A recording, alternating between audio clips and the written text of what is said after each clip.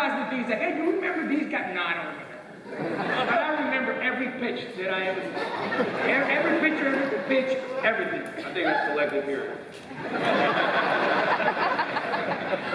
All right, so you guys get off to a good start in 2016. And Jake, first 3 starts, things go pretty good. 123 ERA, and then we wanted to show everybody start number 4.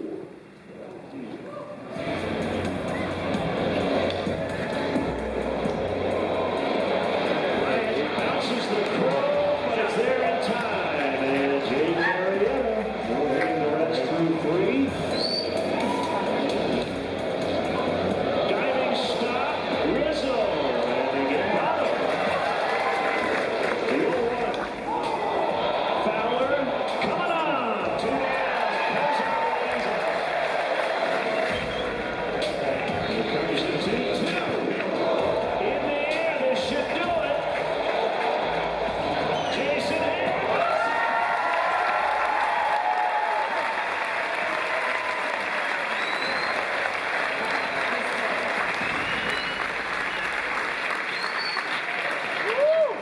Hey, by the way, every time he puts him out, every time, I'm not lying, every time he puts him out and I'm warming him up,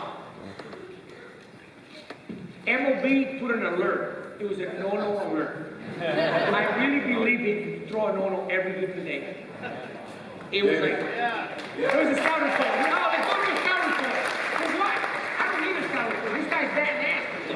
David, I'm sure you remember a lot about the game, but if you watch the tape, a lot of pitches in the middle of the zone. A lot of strikes just relied on action. You know, honestly, I didn't feel like my stuff was all that good. A lot of well, I think. Hey,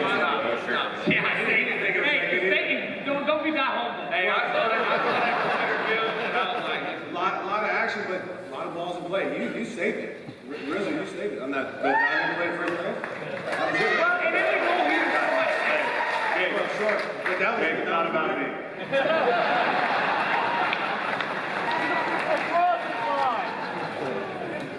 Rossi, let's make it about you for a second.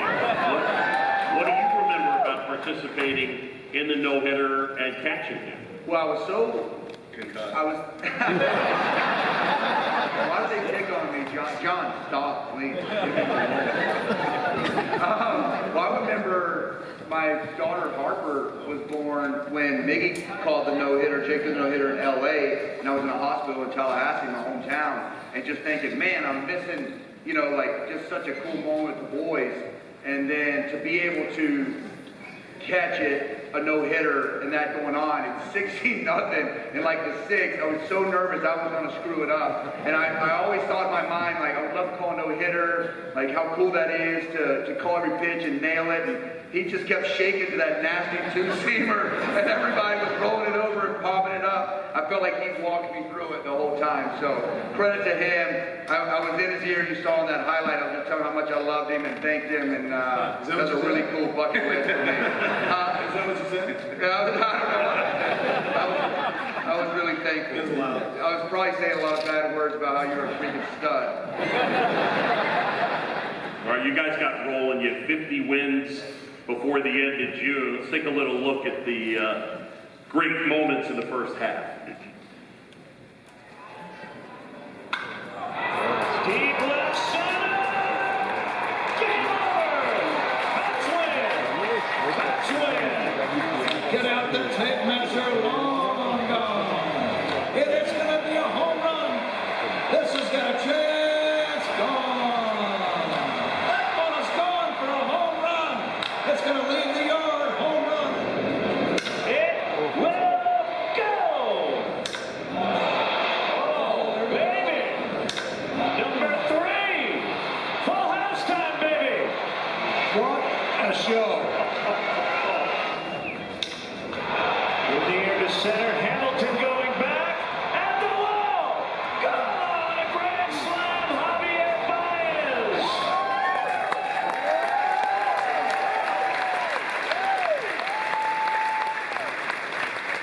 All right, so we fast forward to right before the All-Star break, and things have cooled off a little bit. 2 games left in the first half. They lose to the Pirates 12-6. 5th loss in a row, 9th loss in your last 10. Here are a couple of stat lines from that game. Anthony Rizzo goes 4 for 5 with a triple, 2 doubles, and an RBI. And we heard about that and we still hear about it. I know where this is going, dude. John Lester, 3 innings, 5 earned runs. Anthony, good day for you. Not as great a day for John. And then there was a notable quote after the game that we're going to put up on the screen, and I'm going to read. This game isn't easy. It's impossible to boat race the entire season like we were doing. We just have to clean up our pitching a little. We're walking too many guys, and that's not the formula. We've had a formula playing good baseball, and we don't have it right now. Maybe we have to mix a few cocktails together and figure it out. But that's what it comes down to.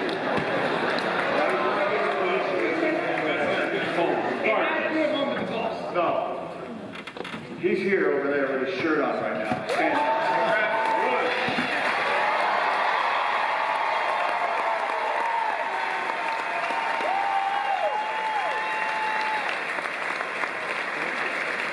Woody comes in the next day to the clubhouse, and as soon as this came out that night, again, I'm riding a high horse at 4 for 5. I was extremely hot going into the half. We know. But Rossi, we always talked the game every day. We would talk. And things he would say, like, no, we're fine. Like, he would talk me off the ledge all the time. We're fine. We just got to clean this up. We got to go back to seeing pitches, grinding on at bats, pitching, yada, yada, yada. So I slipped and said, we have to clean up our pitching a little bit. And as soon as it came out, I was like, oh, no. This is like, I text our head of media relations, Peter Chase, and I'm like, Peter, this isn't good. He's like it's fine, like, it'll blow over, don't worry. I'm like, no, it's not good. Next day, we have a 12:30 game. I know that it's not good. So I'm in our training, or I'm in the little weight room in Pittsburgh, rolling out. I'm laying on the floor in a very vulnerable position. We were watching Joel Osteen. It was our tradition on Sunday. Good vibes. Funny. And Jim Bus would always put it on, our strength coach. And I knew Woody came in, and right away he runs over to John. John, look at this. Just see this. John hadn't seen it. Yes. John comes over. It's travel day, so this is probably exactly what John's wearing. And I know it's coming, so I'm laying down, and he just comes and on top of me, great face burnt red, lip quivering, never seen a lip quiver out of him. And just starts screaming at me, and I know nothing. I'm like, I'm sorry, John. And he couldn't say anything. He was looking for a response back, and I just gave him, I'm sorry. And I think it pissed him off more, and he just walked out. And then we hugged it out 5 minutes later. We were fine, and I was yelling at Woody for freaking being there. You didn't think he was going to see it? No, I knew he was going to see it. I texted Peter right away. There was probably a 99.9% chance that I was not going to see it. Hey, I wasn't wrong. I wasn't wrong, was I? So let alone seeing this. I said I wasn't wrong. The only reason we won the World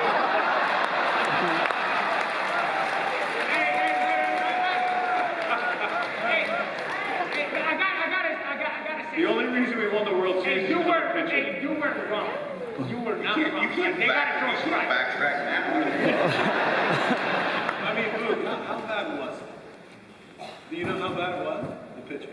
It was bad. And that stretch. We were like 2-10. It was 10 games. We were not. But when you're that bad, you know that you're bad. Jay, And two-man don't do that. Oh, no, yeah. We knew we stunk. No, but Joe always said it. But I don't want to see that. Joe Especially after always my said it. start. Not about me, but not especially after my start. Hey, Joe always said it. It's like, let's start out hot because we're going to get to a slump. But when we hit the slump, we're still in good shape. So when we hit the slump, it's not going to affect us that much Other than the star stuff, it was awesome. I remember that though. Like, you see? Absolutely. Well, we were fine. Oh, we were fine because we're freaking 20 games to the second place. Yeah, second place, like. Hey, like I said in the podcast, y'all are trying to make me just be a bad guy. But I knew that I could, because I knew a lot of the other guys had seen that, right? So I knew that I could come into you and do that, and 5 minutes later you come up to me and be like, yeah, bro, I'll clean it up, I'll be, you know, we're good. You know what I'm saying? Like, I knew that you were good with it. I had to say something. I probably overacted a little bit. I might have had too many of those cocktails the night before, and the 12:30 start was not a good mix. But yeah, I mean, I just knew that I could come in there and do that, and maybe some of the other younger guys would hear that and understand, like, all right, you need to be professional day in and day out. And I said this the other day on whatever I did for Chicago here. What was it? When you call me a moron?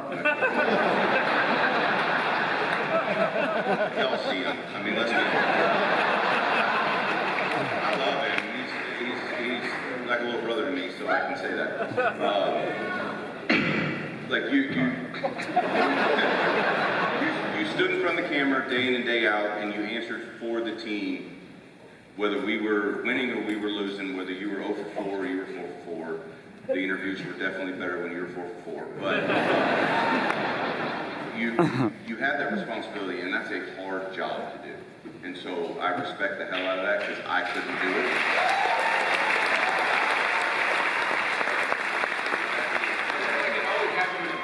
I knew the younger guys looked to you as this leadership figure, and if they see that you can say this stuff with no repercussion, then it can go down a bad path. And I knew that I could probably should have talked to you instead of yelling, but a little bit better, but it is what it is. I disagree. And we were good. Great. Nobody talks about me. I got pitch hit for a few times out of the game. Hey, John, I want to get off my back. I want to get off my He talks about back. leadership. I kind of want to He talks about die. leadership. He talks about leadership. When we got there, Rizzo's really good player, really good hit, really good. He had no leadership. No leadership, right? So what happened? He found Rossi, leadership veteran guy, took him under his wing, and he showed him the ropes. So he grew into that though. Like Rossi helped him to become a leader. And in a way, he helped him to become a leader because you know why? He was still a child though. He was still like 26 years old. He was like, Never grew up. The problem is we're 32, 33, burned out, and these guys only 25. They're facing the franchise, and but you know what? He just not that smart. It was a great learning point. It was a leadership changing moment in my career. One of them was that moment because it taught me how to handle the media better, which I feel like I always was pretty spot on with them. But you have to realize being one of the main guys, other people are looking at you. So even when he yelled at me, looking back at it, I can see, wow, the significance of it, because if John Messer can yell at me on that team, on that historic team, and I handle it the right way, if I didn't handle it the right way, that could start maybe splintering the clubhouse a little bit. And every clubhouse has a little banter that goes on throughout the year. I want to point out something too. It's the fact that these guys did take leadership within the clubhouse. Leadership is taken, it's not given. You have to earn it and you have to take it. And the best teams I've ever been involved with, I've been on a couple of World Series teams, 3 of them. The team that functions best within the clubhouse, where the players run the clubhouse independently of anything else, you're hearing it right now. I'm just listening to this whole thing. Some of the stuff I knew, some I didn't know. But I didn't want to know. I mean, for a manager, the crap should only get back to you when it cannot be solved. Otherwise, they need to solve it. And I don't want to solve it. I don't want to be in that room. That's their room. Management needs to stay out of a player's clubhouse. That is their thing to do. Now, if they're insufficient in doing it properly, then you might have to say something. But for me, that would be, again, not a team meeting guy. I would like to talk to, who I perceive to be the leaders in the clubhouse. Bring them in the office and start to talk about whatever you see, perceive to be the deficiency. However, that's why these guys are so great. That's why you guys got a championship. That's why Chicago is so proud. You're hearing about it right now. This is why it worked. You're just hearing it straight up.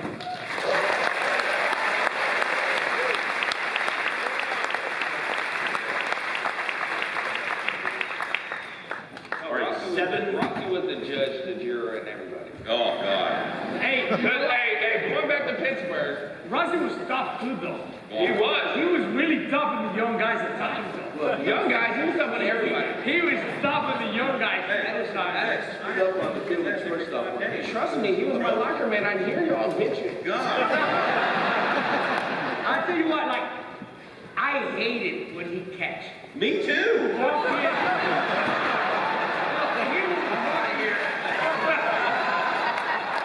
He would walk in and be like, hey, you just blocked that pitch and try to, fuck you. You walk by. Hey, but you know what? Honestly, like, and not lying, like, this is the thing that I try to teach young catchers. We didn't care about hitting. We care about these guys. No, Rossi did, because he yelled at me because I was getting pulled out of the game too early. He didn't get his third at bat. That's true.